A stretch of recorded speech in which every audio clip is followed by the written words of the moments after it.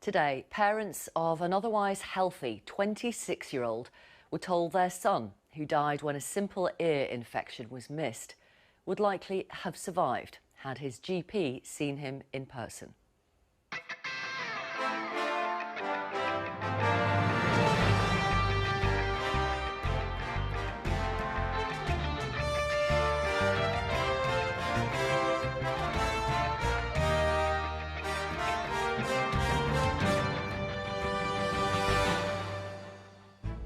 When should GPs see patients face-to-face?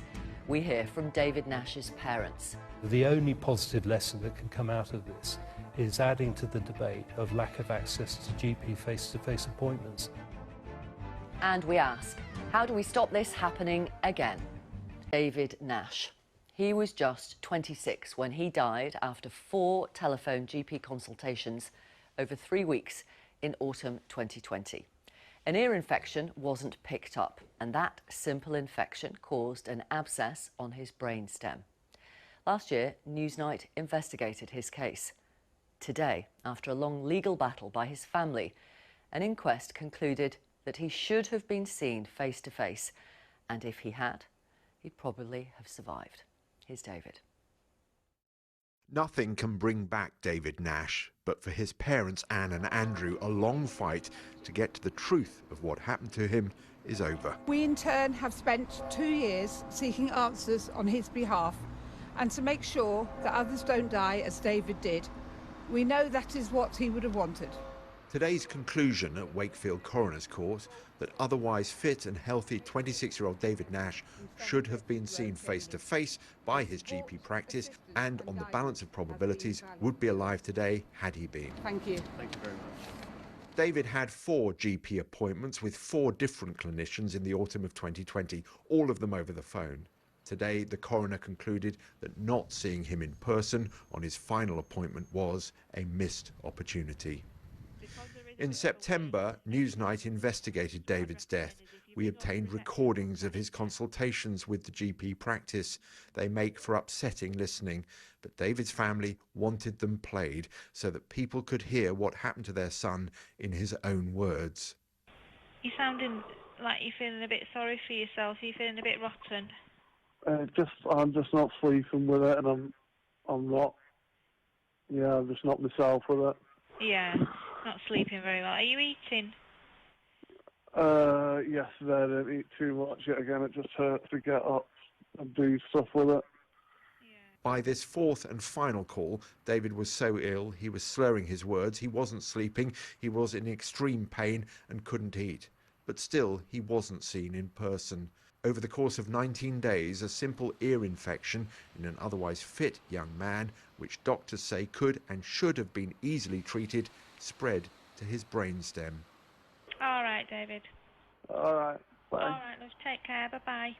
Bye. Bye. 2 days later, David Nash was dead. David's GP surgery, Burley Park Medical Centre in Leeds, maintained for the last 2 years that the care they gave him was appropriate. But 1 week before the inquest, the practice finally recanted. As a practice, we accept that David should have been seen in a face-to-face appointment on the 2nd of November 2020 and wish to apologise to his family and friends that he was not dealt with in that way on the 2nd of November. But what did and didn't happen here at Burley Park Medical Centre may never have been rigorously questioned had it not been for the efforts of David's parents. Newsnight can now reveal the battle that they went through to ensure the question of face-to-face care was even considered within the scope of the inquest. The fight began in April of 2021. The coroner's court appointed a GP expert who concluded that the care David received from the GP surgery was appropriate. There is no point when, in my opinion, the symptoms indicated that Mr. Nash should have been seen by a GP face-to-face, been advised to attend at A&E or some other course of action. Although this assessment was eventually withdrawn, it was not before David's family felt obliged to hire their own experts at great expense and involve NHS England, who looked into the case and concluded Given that the deceased had consulted on multiple previous occasions and in the absence of a definitive diagnosis with worsening symptoms, a face-to-face assessment should have been offered.